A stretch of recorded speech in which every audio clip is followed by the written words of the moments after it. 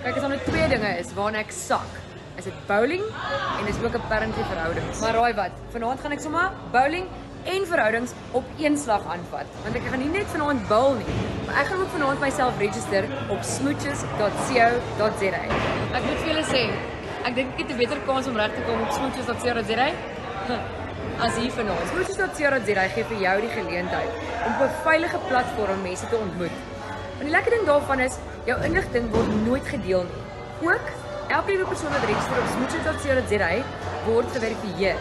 Jou ID, jy word live geïnterview, jou foto's word veilig gehou, tot en met jy match met iemand. Smooches.co.za gee hierdie maand vir jou die geleentheid om vir net R1111 te register.